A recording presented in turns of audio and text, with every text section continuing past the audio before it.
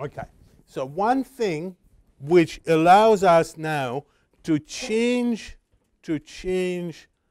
our code is that we could bravely take the notion of 0 even further. And it took actually many, many centuries to do that. So here I'm doing historical cheating in my code. So while, of course, Leonardo introduced Europeans to 0, the geometers still would maintain that a point is not a segment. And they had grave reasons for that, because many axioms break. For example, our Archimedes axiom breaks. For example, if you take two real segments, you could always make one to exceed the other with finite number of steps, but not if you have 0 size segment. So, but we will bravely take this move and rewrite the code like that. This is, remember, our recursive remainder code.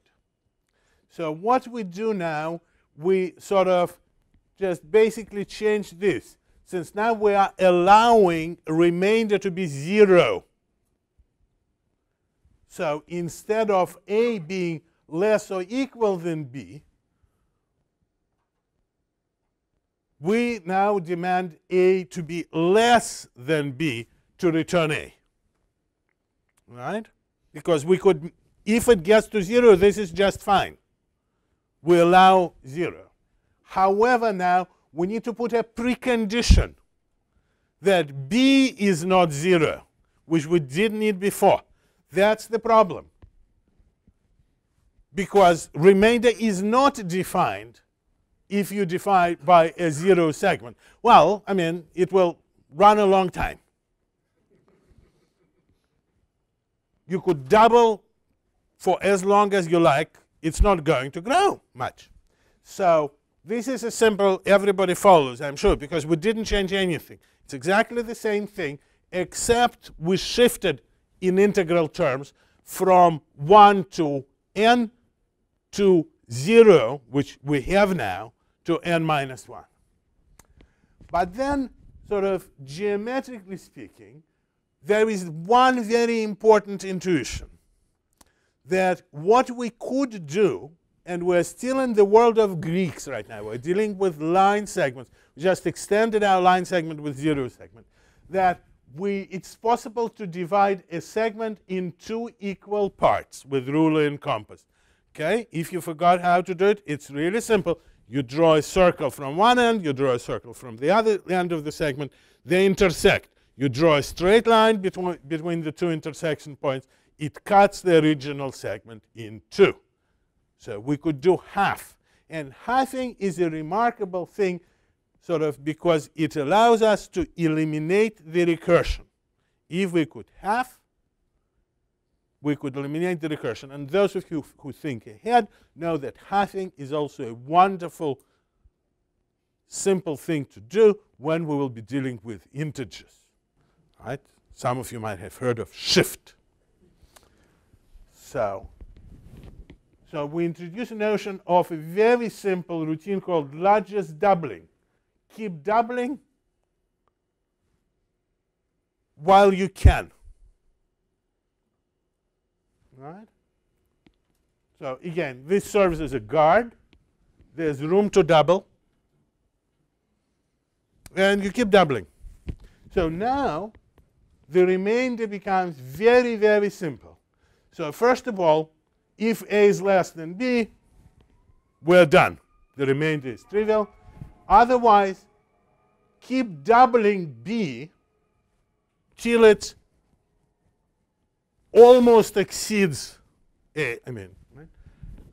Then you do the following thing. You go downwards. You start with the remainder after doubling. Sort of you reduce whatever you double. And you reduce in the loop C to half, to half, to half, and subtracting, and if it fits, you add. It's literally, this is Russian peasant algorithm in reverse.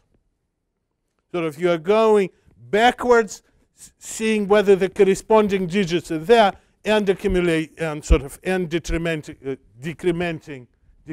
a till you get a remainder which is less than the last remaining thing.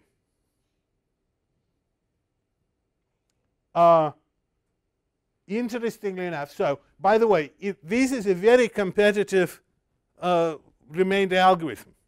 In a sense, it's quite good. It's very, very good. We have hardware remainder, which tends to be faster. But since every year hardware remainder gets slower, I predict that some of you might be alive when this will be faster than doing it in hardware. I mean, Intel takes 70 cycles to do the remainder. I mean, it's a long, long operation. So now, what do we need to do to compute quotient? You see, because it's not really on our way to GCD, but we're almost there. Since we're almost learned how to do quotient, let us see how to do quotient. You see, it's the same code as the remainder.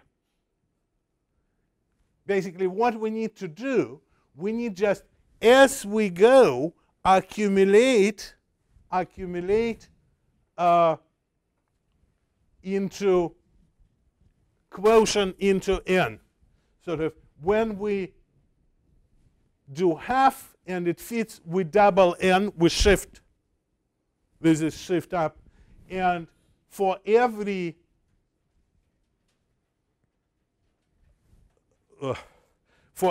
position where there is 1, not 0, we increment n by 1. Sort of we keep going down. So it effectively allows us to compute quotient with the same code. It's just these red lines which we need to add. But that gives us a very simple, of course, idea that we should never have separate operations for quotient and remainder, which I wish Intel would listen. I mean, you have to have an instruction which computes both, because when you do work for one, you compute the other. Whether it's hardware or software, it doesn't matter. The computations are effectively parallel. And all the processes used to have this two result thing. But then Intel, in its infinite wisdom, said, since C does not provide us with an interface to the operation, we're going to abolish it and not have it. Why bother? And of course, when you come up from the language point of view, now you go and talk to the language committees and say, well, why should we put any intrinsic in since Intel doesn't support it? So, and you say, well, but it's in Knuth. Do you know how far it gets you? I mean, nobody's going to put an instruction because somebody like Knuth thinks it's the right thing to do. By the way, I'm referring, when I talk about Knuth, to his design of M-mix. Many of you heard of mix, his old assembly language. And it's a big joke. You don't need to learn it. Knuth is a great man, but you don't need to learn mix. However, during the last decade, he designed a new assembly language called M-mix, which is a RISC mix.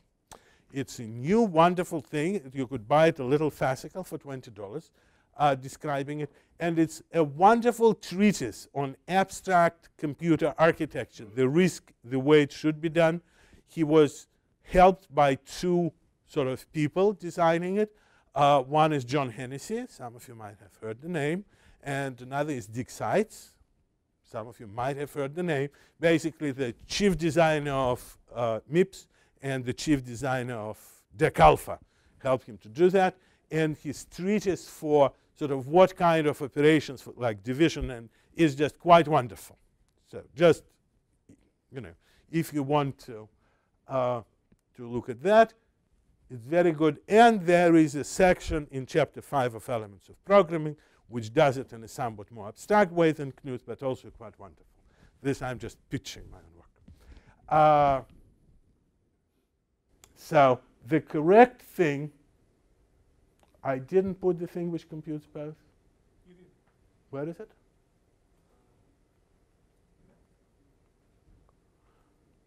Yes, I did. Okay. So this is just my musings, which I already made, that Ahmed knew it. I apologize for misplacing the slide or misplacing my musings. So this is the code. So it's very, very simple. You could compute both by just, returning the pair. The same code computes both. The quotient code has effectively computed remainder. Just return it. Right? Because otherwise it's very annoying. There are very many sort of algorithms which require both. And right now you need to call one and then to call another. And since both of them are very slow instructions, you get double hit where there shouldn't be one. So now let's go back to the recursive algorithm. What if we cannot have?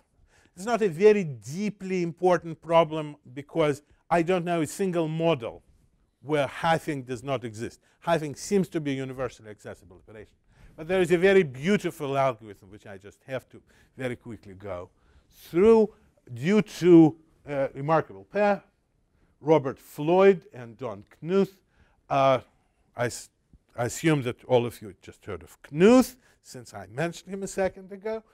Floyd, if you haven't heard of him, let me tell you, he was a great computer scientist who probably did more for establishing study of algorithms as a field than anybody else. Remarkable, remarkable man, and also happened to be Anil's advisor.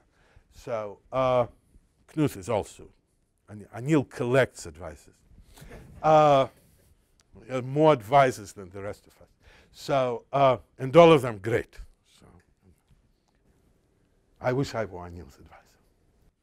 So, in any case, let us think about how you do it. And the idea is actually brilliant. And it also needs to be discussed here because it uses Fibonacci numbers. So it does relate to our friend Leonardo Pisano. So you see the difficulty is that if we use our old algorithm, is that when I keep doubling, I climb all the way to the largest doubling. Then I need to go back. They cannot go back. So I could start from the beginning and double halfway, but then I'm going to do log n minus 1, so log square operations of this path. That's not nice. This is difficult.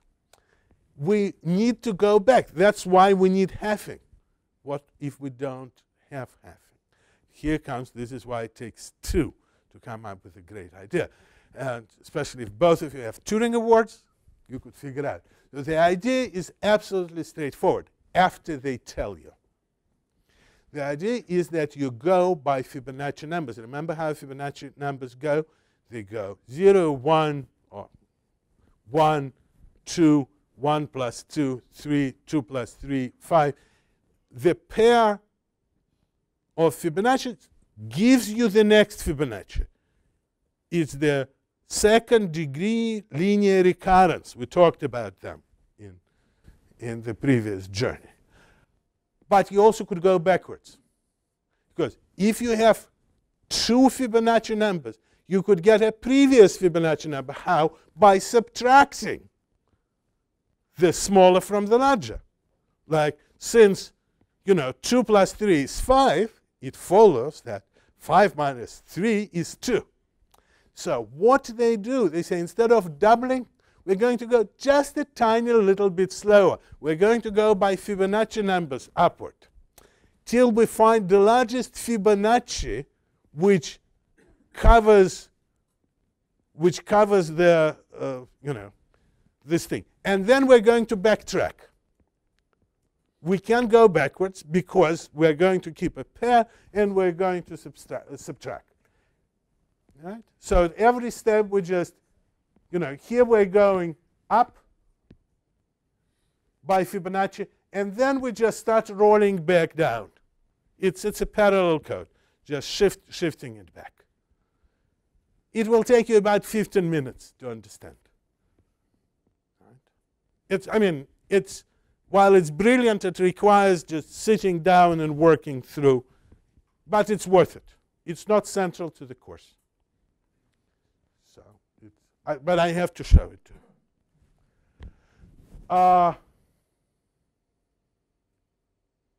So try to figure out how to do quotient Fibonacci and how to do quotient remainder Fibonacci. Try to extend remainder to quotient, to doing quotient.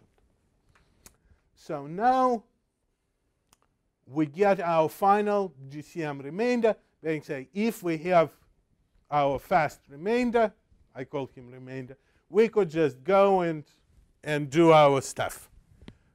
Right? So it's basically unchanged code. We just changed the remainder implementation. All right? But there is a long way ahead of us.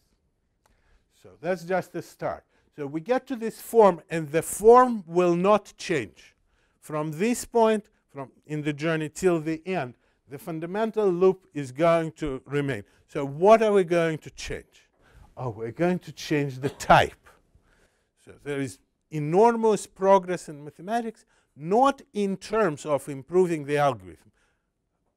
We will see some improvements too, but later, much, much later. But the fundamental development from some point becomes not figuring out a faster way of computing greatest common measure, or as it becomes known for integral quantity, GCD.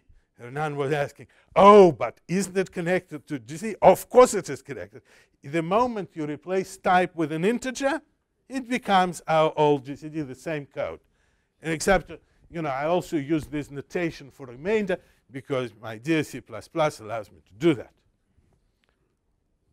All right? It works in Java for those of you who are attached to Java. I wonder why, but in any case, Larry will take away Java, so nothing like that. If you want general treatment of what we've covered so far, again, EOP chapter 5 does much more abstract treatment. The rest of the material is not in EOP. Okay, we left Italy. We have to go a totally different world, the Dutch. And, there are some remarkable times in Europe. And in some sense, the Dutch Golden Age, which is a very specific and relatively short period of time, is this remarkable period.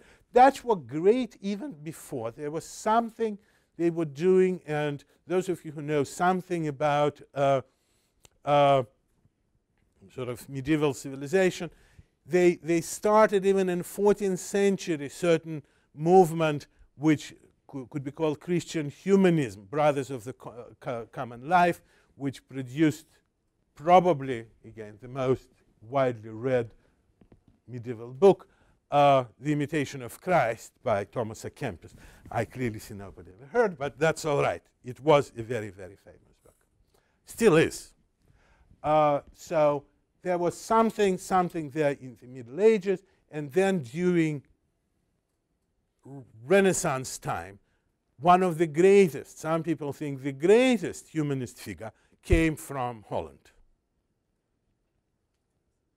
Erasmus of Rotterdam, a great man, but while he was born in Holland, he was, of course, a truly cosmopolitan, a European citizen. He could go to England, talk to Thomas More, his dear friend. We can go to Italy. He could go to Germany. He was at home everywhere. Maybe the last real European, a man of wild culture and sort of a remarkable person. Read about him. But then, sort of, he lives in the early 1500s, right? Absolutely hated by sort of, while many people call him the father of the Reformation, hated by Luther and Calvin as one of, he was a humanist, so You know, they didn't like him at all. He was extremely tolerant, wonderful man, great scholar of Greek. But then things change. Instead of being international in a sense of humanistic scholarship, Dutch become this wonderful trading nation. They become rich, self-assured. That's how they look. You know, they're all rich, right? But they're also armed. That's what specifies. This is Franz Hals' picture. This is him. So he's an artist. This is, you know, he's also rich. Dutch artists are not starving. They're making good money because every rich guy wants his portrait painted. And they produce a remarkable line of great painters. The greatest, of course, is Rembrandt, but Hals is as wonderful as you can imagine. And mostly does pictures of these rich guys. And these rich guys become very proud of being Dutch. This is the first time in history people don't want to say, we want to be Europeans, we want to learn Latin, we want to learn Greek. They suddenly decide that it's really important to be Dutch. It's a small nation. Look at the map, right?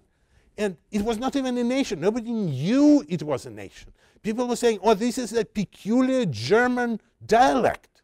Not a good one, too. You know, Germans couldn't understand it. So there was this bizarre Dutch language, but they became very proud of it. They said, we want to be Dutch. But they're not, there is no such country.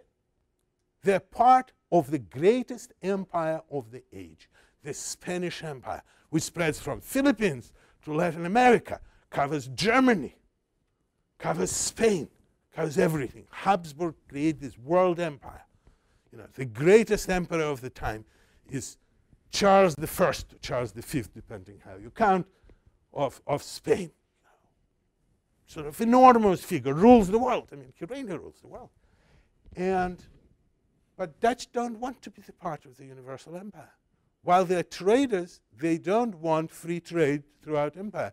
They want independence. It's a remarkable idea. You cannot, I mean, because nobody came with this idea before that. Based on our culture, based on our language, based on our low culture, not on the great, not on Homer anymore, but on our daily language, we will want to be an identity. We want to be independent. They start, this is why I could put a precise date on the beginning of the Gold Age. They start what is known as an 80-year-old war of independence, the first struggle for independence in the world history, national struggle, sort of, or at least the first successful struggle. But in many respects, the first struggle. These burghers, these nice guys, rich guys, say, we're going to put all of our money online. We want to double it if we win, but we're prepared to risk it fighting for the independence. They form the citizen militias, and they start fighting a great, great change. Sort of they would be fighting till about middle of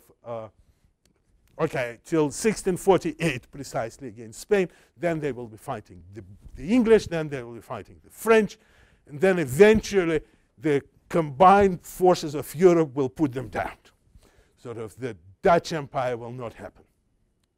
But during the Gold Age, they produced remarkable art and the best tulips ever known to humankind. So why am I talking about them? Again, there is a man. There's always a man. And sadly enough, nobody ever heard. Some of you at least heard of Fibonacci, not of Leonardo da Vinci, but you never heard of Simon or Simon Stevin. And the man is as great as anyone ever, maybe greater. I mean, very, very great man. And so he's the greatest utterly unknown person. Well, there is a statue in the town of Bruges in Belgium. This is part of his problem. That's why I couldn't get a stamp. Because you see, he is a Flemish Dutch guy who was born in Belgium. You see, Belgians are not going to have a stamp. Dutch are not going to have a stamp. So because nobody knows who he is, Belgian or Dutch. At that time, there was no difference. He was Dutch. There was one big. They were Flanders. Flanders or Netherlanders. So again, but so this is the man who changed the world in all respect. So how did he change the world? Again, he was a Dutch patriot, and one of, if you asked people in 1620 why he was the most famous person, scientist in Holland, they would tell you, and they wouldn't think of him as a scientist. He was the greatest military engineer and a personal friend of Maurice of Nassau, the prince who led the Dutch rebellion, and he was probably the most effective person in stopping the Spanish armies. You have to understand that Spanish armies were by far the strongest in Europe. No nation could match a Spanish army in a pitched battle. Even if they had numerical superiority, they would lose. Sort of Castilian soldiers were by far the best, no question about it. Fearless, sort of. They would never surrender. When they lose at the end of this long war, they lose battle to the French, Battle of Fourquois, it actually happens that they lose by everybody, all the allies of Spain running away. The Spanish formation stands under the sort of fire of the French till the French commander offers them honorable truce. Sort of, you could march with, you could sort of surrender, keeping your arms, keeping your flags, and just march in full formation. They would not surrender. Great fighters. But so how could a tiny nation fight the best army headed by this ruthless, brilliant commander, Duke of Alba? How could you do it? You drown them. How do you drown them? You see, you live in Holland. You have sluices all over the place. Yes? And this guy develops a scientific theory of how to drown the Spanish without drowning your own citizens. And they successfully sort of use the water. You know, the Holland is, you know, under the water, I mean, naturally speaking. So they use that to stop the Spanish army. He also becomes the greatest engineer in terms of building fortified fortresses. Again, to win against the Spanish army, you have to have fortresses. You couldn't go in the field and defeat them. I mean, cannot be done. No army at that time could do it. So you have to, eventually French sort of build an army which might be able, but not Dutch, they're small. So he becomes a great military engineer. But he also does a whole bunch of other remarkable things. Well, he dabbled in all kinds of sciences. He, for example, invented the windmobile. It's like a wind sailing boat on wheels. Because, you know, Holland is flat. Lots of wind. So you could just cruise, and they were building it, and they used for centuries. But much more importantly, he invented, for example, dynamics. So this is what is on his statue. For years, I would tell this story and tell people that it was on his grave. And why did I say that? Because you see there was this guy, Richard Feynman, who would show this picture to his students. Say, wouldn't you want this to be engraved on your grave? The correct answer is yes. But of course, he was wrong. It's not from Steven's grave. Steven invented a parallelogram of forces. You know, he figured out that forces are vectors, and he figured out how to add them. Say, this is trivial. You just, well, that's what he figured out. It wasn't trivial before, because nobody thought of vectors. And this just an illustration that, you know, these things add up, and therefore, this thing is not going to go around forever. It's not, it balances, right? So he invented sort of all the fundamental laws of statics, that when you add forces together, the body remains in motion, in whatever, equilibrium if the forces add to 0. So he did remarkable work in hydrodynamics, hydrostatics. That is, he figured out that the pressure at the bottom does not depend on the shape of the container. So, by the way, he did first, before anybody else, did the experiments of dropping things from the tower of different weight and measuring their acceleration and speed. You said, no, no, Galileo did it. No, no, he did it much earlier and published. And actually, I'm certain that he did experiments. I'm not sure Galileo did experiments. He might have done mental experiments. But being Dutch and sort of publishing his results in Dutch didn't help. Sort of, he was a great proponent of Dutch language. He was absolutely refusing to publish his result in Latin, the universal language, because Dutch is provably superior. Dutch is the greatest language there is. How do you prove it? He proved it in a way which you would understand. He said, let us look at the frequency of words which we use and measure the correlation between frequency and the length. That is, you want the frequent words to be short and infrequent long. I mean, you basically want Huffman encoded, you know. And Dutch, he says, wins against any other language. I'm not sure it was quite scientific, but he was fluent in French and Latin. That's for sure. So he would write, in principle, he would write great works in Dutch. Sort of.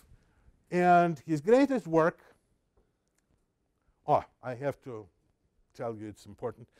He also was, you know that Pythagoras contributed great thing to music theory by determining that the strings at octave differ by factor of 2. And we have 12 notes in an octave, if you count the black keys. Sort of, but people didn't know what was the difference in length between the adjacent notes. And what you want, if you think about it, you say, oh, you need to divide by 12. No, you don't divide by 12. You need exponentiation get to 2 when you do it 12 times. You need the 12th root of 2. So he figured it out, which was the foundation of Bach's work on, say, equal temperaments.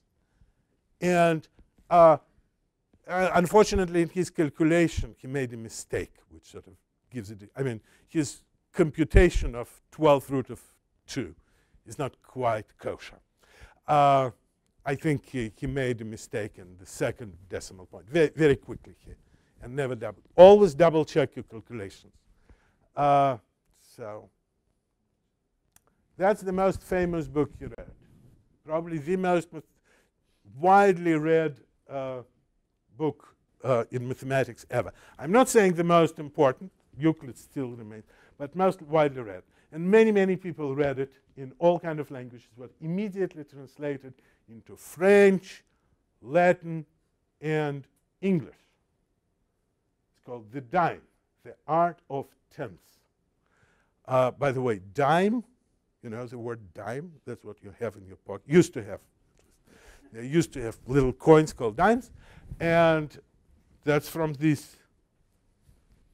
What did he figure out? He figured out two great things. One mathematical, another one practical. Let's start with practical thing. He said, look, I mean, it's total nonsense to have, you know, pounds, shillings, pence, crowns, half crowns, guineas, you know, what they had in England. We have to go to a decimal system and use it. That's how the only way progress could be made. He was the guy who made decimal notation central. He said, we have to measure everything in meters, kilometers. We could aspire to that even in the United States. What? Was it translated in English? Yes, that's in English. Or decimal arithmetic, teaching how to perform all computations whatsoever by whole numbers without fractions by the four principles. No, I didn't say into American. I said into English. A great American did read it. It was one of the favorite books of Thomas Jefferson. And that's why we at least have decent thing in currency. We had currency reform done at the time of the revolution, but we still stuck with miles. So, even after, so the practical thing is that we have to use decimals things everywhere. And you say, it's very simple and self-evident. No, it wasn't self-evident until that moment when somebody actually sort of said, in a very dogmatic way, that's the solution. And you see that to do this solution, he had to do something else. Because you see, Pisano told people how to do things when they were whole numbers. But when Pisano was doing his calculations on fractions, he was still using sexadecimal, the base 60 fractions, like an old Babylonian. Because, what could you do? I mean, the numbers and their fractions, their ratios. Or people would do rational numbers. Here comes a man, and there were some indications that Arab mathematicians were hinting at sort of decimal fractions. Al-Kashi clearly had a sort of developed system, not as developed as Semen, but he independently, he didn't know Arabic, comes with this brilliant idea, we have to use decimal fractions. You say, well, it's obvious. No, it wasn't obvious. Like, nobody did. You have to invent decimal point and start going 1/10, 100, and you use positional notation the other way. And it's a very brave move, because the other way goes to infinity, guys. Right? Because obviously Greeks sort of could have invented it, but I mean, they didn't want to represent 1/3 as 3, 3, 3, 3, 3, 3, 3 forever. Because, I mean, forever, it's not good, So, but he makes this brave move. He said, we have to use decimal notation for rationals. And then he basically says, we could use decimal notations for everything. So what he invents, he doesn't just invent vectors, he invents real numbers. This is the man who invented real numbers. Because he says, if we take decimal point and run the arbitrary digits for as long as we want, including forever, this is something. And these are real numbers. This is the notion of real number. This is not my opinion. This is how it is. Was invented by Semen. So when I say his statue should be on every corner, every city in the world, but you never, probably you never heard of him, right? Have you? No? Because but you heard of Harry Potter. That's what I mean. It's just, that's how the world works. And so he does that. So he makes, remember, Greeks said, we have to abandon numbers. We cannot use numbers to represent all quantities. Here comes the man who starts this book with the following remarkable statement. Number is that which expresses the quantities of each thing, everything. We go back. We don't need intervals anymore. We could go back to numbers, if we accept, of course, the infinite decimal expansions. But he says, this is fine, we do. So the quote of somebody we'll encounter later on during this journey, van der Waarden, a name you will sort of, with one stroke, he introduces real numbers. I'm not, you could read yourself. I assume that everybody knows how to read. It's a remarkable thing. It's just suddenly real numbers appear. And from that point on, we clearly see, and we will talk a lot about this development and even other journeys, but a remarkable thing. So he invents what? A number line. You see, Greeks escaped numbers to move to the line. And he says, no, The line is a line of numbers. And square root of 2 is just a number. And he says they could be negative. He's the first guy who sort of say, and we will drive. People used negative numbers, but gingerly before. He says, no, everything fits on the number line. Positive numbers, negative numbers, rational numbers. And then he even says irrational numbers and inexplicable numbers. That's a mysterious statement. I strongly suspect that he meant something like transcendental numbers. We will talk about them later on. I mean, he does not define, but he says negative, irrational, and inexplicable. So I surmise, I mean, he wouldn't just throw words. They had something which is not just square root of 2, but something beyond square root of 2, something even harder. It's not just irrational. It's inexplicable, transcendental, I think it's. But I cannot prove it. It's my surmise that that's what he meant.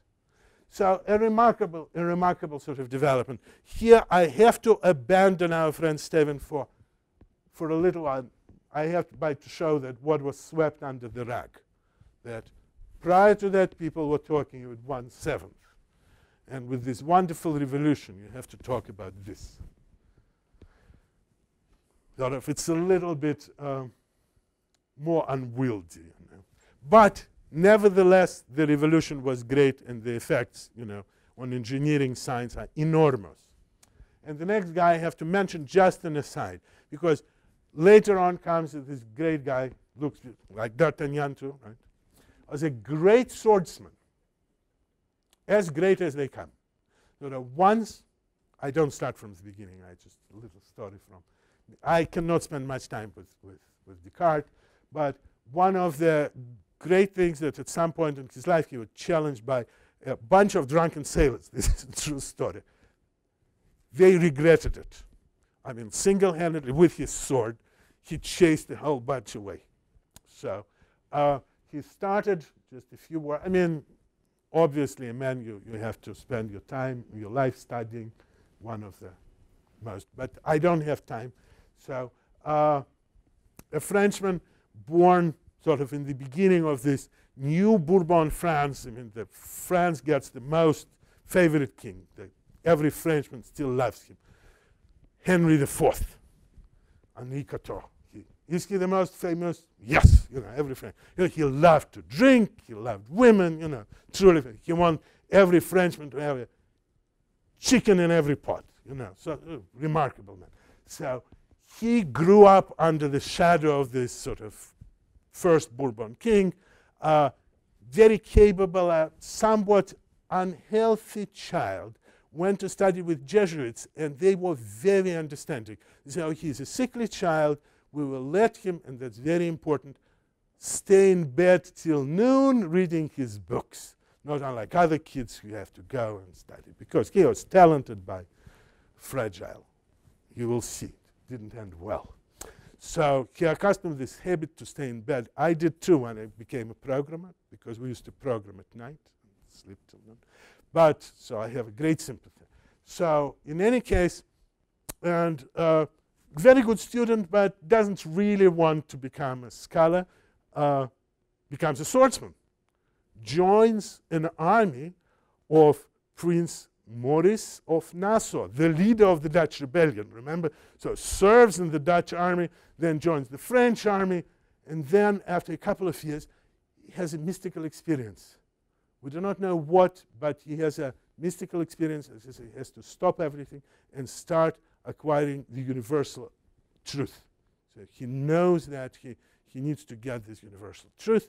He sort of goes around, eventually settles in Holland, because it's a cool place now. It's everybody in there. And there writes his work on the method, which is still one of the greatest philosophical books ever, and the masterpiece of French prose.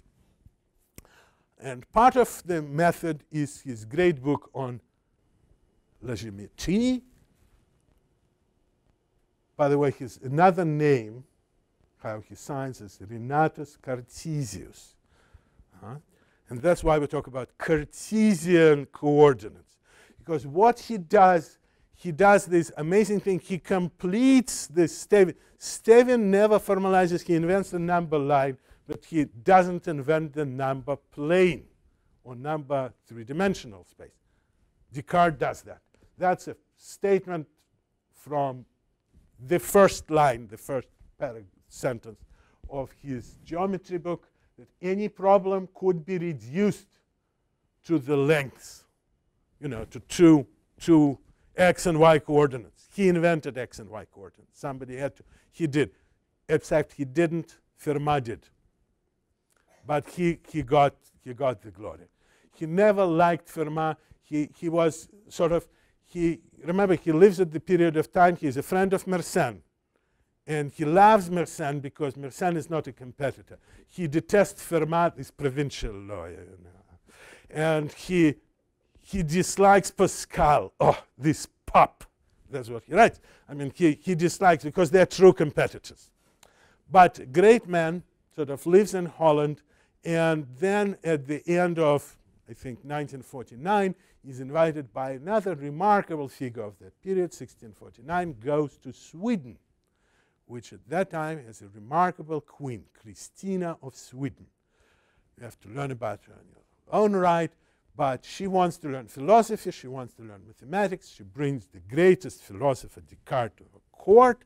He discusses all kind of philosophical, theological, and mathematical problems with her, except, she's a remarkable woman. She wakes up at 5 o'clock, and 6 o'clock, she wants to start lessons at 6 o'clock in the morning, right? And that's in Sweden, in winter. So Descartes, who is accustomed to being at, comfortable bed till noon, has to wake up at 5, wash himself, take a shower, and go to the palace in the cold. He dies. So that's why I told you, staying in bed till noon could lead to tragic consequences. This is one of the sort of tragic things in the history of philosophy, that a well-intentioned queen who loved him to a degree, I mean, sort of, we could prove it, I don't mean, the modern notion of level. But she admired his intellect to a degree that after he dies, she sort of summarizes what she learned from him and becomes a Catholic. He's a Catholic, right? So what happens to you if you're a queen of Sweden and you become a Catholic? Bye-bye, you go. So she had to leave. She had to abandon the throne. So if your philosophy lesson lead to the abandonment of the throne, they were good philosophy lessons, convincing. You took them seriously. But on the other hand, she drove him to his death. So I wish I could tell you more. We're not done with Semen. Okay, anybody could invent real numbers. Anybody. He doesn't stop there. He says, well, let me invent polynomials. You say, how big deal? I could invent polynomials. Maybe you can, but he did. So people who obviously used polynomials before, they would say, well, take x, raise it to the 4th power, multiply by 4, and then add to it an algorithm, piece of code. So what does he realize? Oh, he realizes that you could treat code as data, but not the stupid way we do, but as a data which you could manipulate mathematically. You could represent them as a positional things with exponents and things like that. So polynomial is a finite sequence of numbers. These and these are the same. Right? You don't need to write an algorithm. You could just write the sequence. And then anybody could do that. He makes next step. He says, and I could do whatever I could do with numbers, I could do with polynomials. How? Oh, says he. You could, well, first, let me do that. That's important. So he introduces polynomials, and he observes that polynomials, especially polynomials of odd degree, have this remarkable thing. They go from negative to positive. And then he proves the intermediate value theorem. So remember, nobody believes in cube root. He doesn't just believe in cube root. He gives you an algorithm for cube root. He says, let's take x cubed minus 2 equals 0 polynomial. It goes through to, well, from minus to plus. It's negative at 1. It's positive at 2. So what do? See, but he has decimal fractions. He just invented them the other day. We divide the thing in 10 bins, and we say we evaluate it in all 10 points. He doesn't do the bisection. I mean, after you invent decimal fractions, you're not going to do bisections. So he does 10 sections. So you look at 10 points, and you find the smallest interval where they change signs. And then you do it again and again. It's an algorithm, guys. Of course, it's an infinite algorithm. That is, he knows very well that in some cases the true value cannot be reached, though one can obtain as many decimals of it as one may wish. That is, it's an algorithm which generates successive approximations, sort of this decimal fraction, 1 by 1 by 1 by 1 by 1 by 1. But he's comfortable with infinity. He's the first person who says, that's perfectly all right to run, forever. It's good. No problem. And gradually everybody, I mean, right now you think it's all right too, because that's how you were trained, because we have been trained from that point on to think it's all right. But he changed the world. So then, of course, how do you evaluate it? What that used to be the first programming problem given to any programmer in any programming course. No more, because you learn about inheritance now. So this is known as a Horner rule, how to evaluate polynomials. And polynomials obviously do not need to be evaluated the way some people think, like you evaluate 4 times x to the 4th, then 7 times x to cube, because, lots of work. You say, well, but I could use Russian peasant calculator. You don't need to. Again, use distributivity. So you regroup it, and then you could use, if you have a polynomial with n things, you need n minus 1 additions and n minus 1 multiplication.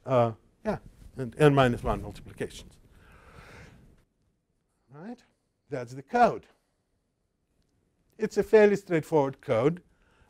You go through and do this sort of 1 by 1 by 1 by 1. Read it at home. I want to concentrate on a different point, not in the code. I want to concentrate on I and R. Iterate, obviously, I want to iterate through coefficients somehow. But what's the value type of iterator? What does iterator point to? Does it point to R, to something which could be added? Semi-ring means something which could be multiplied and added and has distributivity. No, it could be much more general than that. Sort of, there is just a point to something which we will deal a little bit later, but I want to. The value type of the iterator could be different from R. For example, you could have a polynomial with real coefficients and apply it to a matrix, as anybody who does linear algebra do. If you take characteristic polynomial, you apply it to a matrix, and what's the value you get? 0. Eigenvalues? Anyone? Okay. Whatever. There was, once upon a time, there were things called eigenvalues, and Tom and I learned about them. So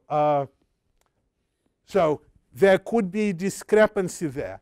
And I could use fancy words to describe what it is. It's actually what you need to be, that the values of the coefficients has to be a semi-ring indeed. But the values at which polynomial is evaluated has to be a module over the semi-ring but module with multiplication. You didn't understand what I said. That's all right. You will. So I just want to give you a pointer to the future. So, and for those of you who want to work, figure it out. But we will, but not this time around. So what are operations on polynomials? Addition, subtraction. element by element. Hopefully I don't need to explain. I mean, you just go pairwise, add a pairwise subtract. Somewhat more complicated for multiplication. I mean, the lowest coefficient of the product is the product of the lowest coefficient. Then it's pairwise this, then it's this. The general formula is just for C sub k, you take all pairs where I and j add together to k and do that. So you could multiply. But probably you have some idea how to multiply polynomials, I suspect. But as I discovered, most of you do not have any idea of how to divide them. And let us see how you divide them. Degree of polynomial. Everybody knows what degree of polynomial is. Simple. Division with remainder. And that is crucial. Because we will see why it's crucial. So we could always divide polynomials by, if we find a quotient polynomial and remainder polynomial. What's the rule for the remainder? Is that the degree of the remainder must be smaller than the degree of the divisor. Very simple. It's sort of, in many respects, dividing polynomials is easier than dividing integers. You use exactly the same algorithm known as long division. By the way, who invented it? Who introduced division of polynomials with remainder? Our friend Simon Steven. He remarkably realized that you could really, whatever you could do with integers, you could do with polynomials. Observe that his polynomials have real coefficients. Sort of, he uses, nobody could invent it before him because they didn't have real numbers. But now he has real numbers. He could deal with polynomials with real coefficients.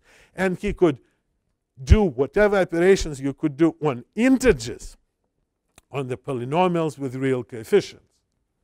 So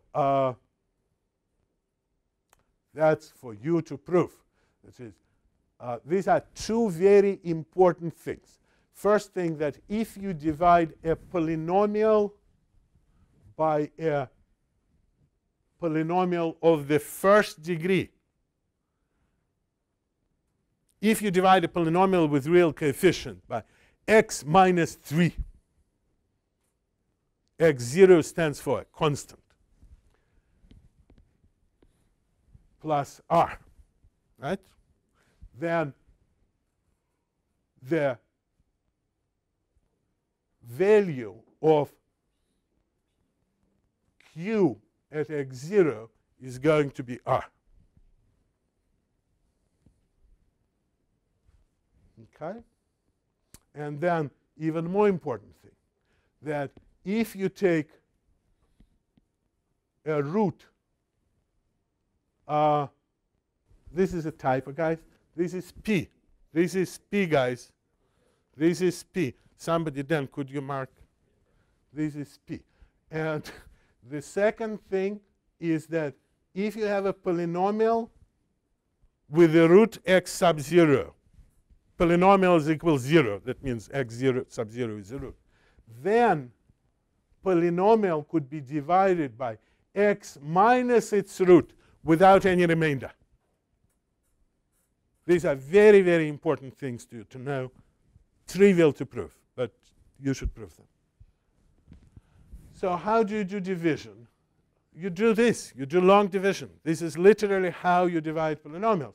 You go and you look here. You say, well, to match this, I need to multiply it by 3x squared.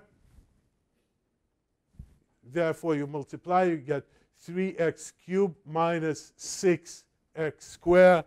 Do take away and keep going on. So literally, you do the, what is called? Long division, whatever you did.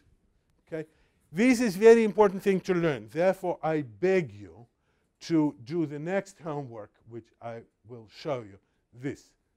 Do some long divisions at home. It's really useful. If you do these problems, you will remember it forever. If not, you will forget. So what Steven realized, he realized that you could do this division, and then, brilliant man he is, he said, and I could use the same code.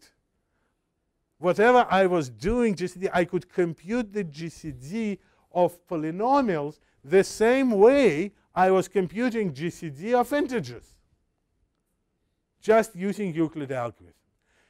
Remarkable fact that finding GCD of two polynomials is equivalent to finding, if you think about it, and if you do the homework, you will understand why.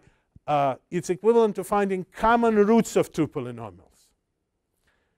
You see, finding a root of one polynomial is very hard. Apparently, finding common root of two polynomials is trivial. Right? It's this remarkable fact that polynomials allow you to do the same GCD. They belong to the same fundamental structure. Eventually, we'll name it. We'll call it Euclidean domain as integers. It was a remarkable discovery which led to tremendous developments in algebra, that the same algorithm works in entirely different domains. And how do we prove that exists? Well, obviously, if divisor divides A and it divides B, then it must divide R, because R is going to be equal A minus QB. It's the same proof as we did for integers, right? So R is also divisible by GCD. Therefore, we could just reduce. So why would the algorithm terminate? Because at every step, the degree reduces. The degree of R, by the definition, is less than degree of B. So it terminates. Yes? It's a wonderful thing which allows suddenly to move. This is, again, this course also is a personal course to me, because some of you might know I work on this thing called generic programming. What's generic programming? See how algorithms from one thing goes to another thing, how to find general settings for algorithms. And people always ask me, so who invented generic programming? And of course, they expect me to say, I did. And I don't do that, because you see, Steven did. We shall see somebody, even a better candidate shortly, but in the next lecture. But Steven is a far better candidate than me, because he made this enormous step. The same algorithm, exactly the same algorithm, works in totally different domains. You could use the same code in different things, which is the fundamental point of generic programming. So again, I beg you to try to do it, and let me pitch a book. Some of you might feel, well, maybe I should learn some algebra. And I don't mean abstract algebra, because I actually claim that before you learn anything abstract, you need to learn something concrete. It actually, that's how it works. Don't start with abstract.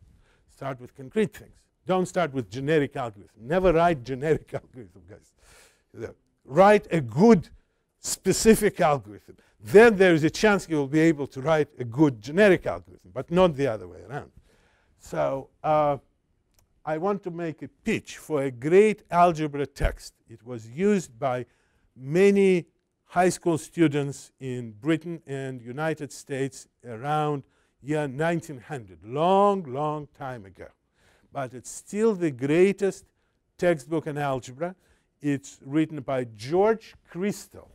It's elementary algebra. No groups, no rings, no fields, none of this stuff. By the way, but it teaches you how to divide polynomials with remainder. It does a great job of that. And of many other things. Like if you ever wonder what Bernoulli numbers are, go and read this. If you ever want to know about continued fractions, go and read this. It's 2 volumes. It's still in print by American Mathematical Society. He was a great mathematician. He was a first-class mathematician. He was a student of Maxwell. And I don't mean my dog, but the discoverer of electromagnetism. And the book is truly remarkable. and some people even bought it. Like Ryan, and he acknowledges it's a great book. I wish he would make the next step. He started. Ryan is a remarkable person. He is like most of us. He buys books. He commits himself to reading them eventually. I do it all the time, all my life. You know. You go to my house, it's full of books. Did I read all of them? Well, so many. I actually read a bit. So this is it. See you next Saturday.